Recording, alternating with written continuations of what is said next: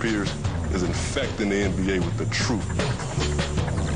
But that's the one thing Paul Pierce may never find out. The knife wound came within an inch of several vital organs. There was no rhyme or reason for this to happen. Paul did nothing wrong.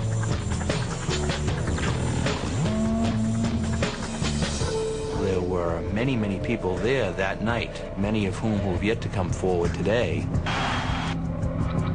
I'm gonna go investigate, find out who's bragging about something. Maybe they'll come up with something.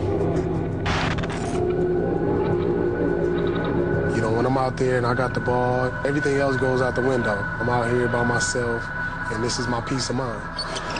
This is Paul Pierce, Beyond the Glory. Absolutely outstanding. Unbelievable.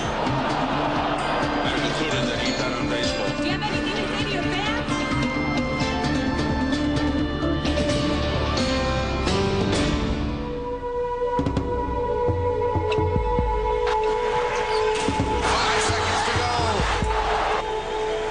Thomas wants to get it in quickly.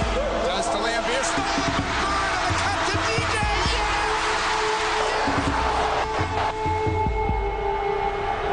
Rookie with the biggest play of the night. I'm 22 years old. You know, the world is right there for me. I'm young. I'm doing what I want to do. He had the game. He was living the life.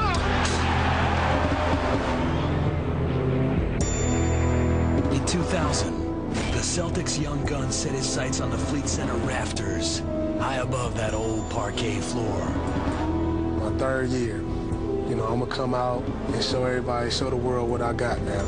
It's time to unleash the dragon.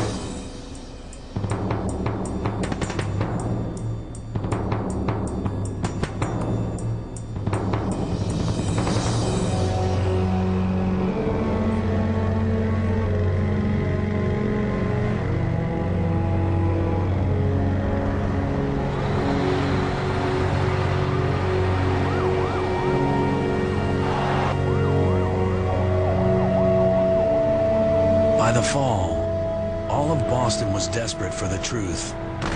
What had happened to Paul Pierce?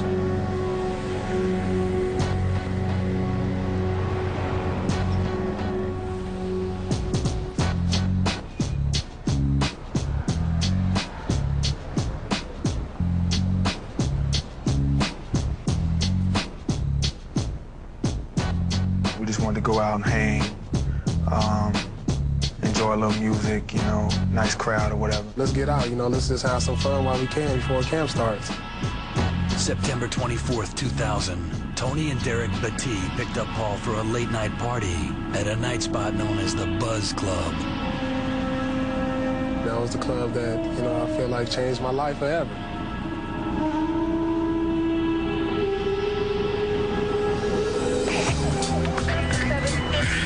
Approximately 1 o'clock this morning, Boston police responded to the Buzz Club.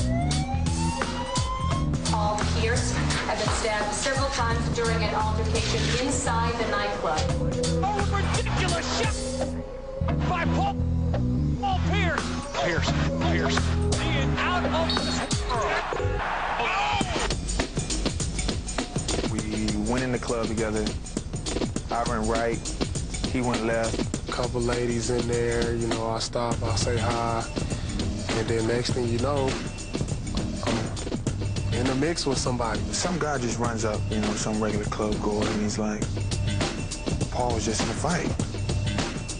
And we're thinking like, what? You know, everything is happening so fast that, you know, I can't even tell you how long it lasted.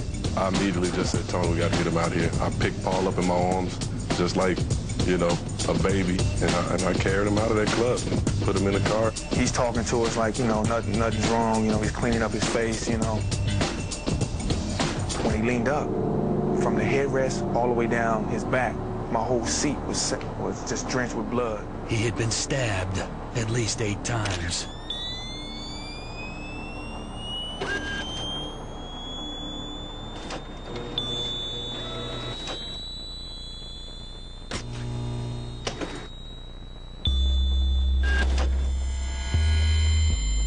barely breathing, and there's blood everywhere. I hope I don't lose too much blood to where, you know, I die.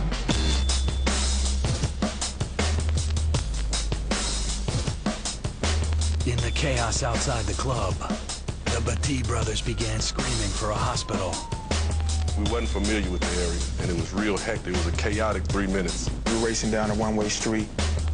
I'm dodging cars, trying to get there as soon as I can. As soon as we hit the corner, there's a children's hospital at a big hospital sign, so we just following the sign. We don't know where the entrance is. Pull up to the first door, it's locked.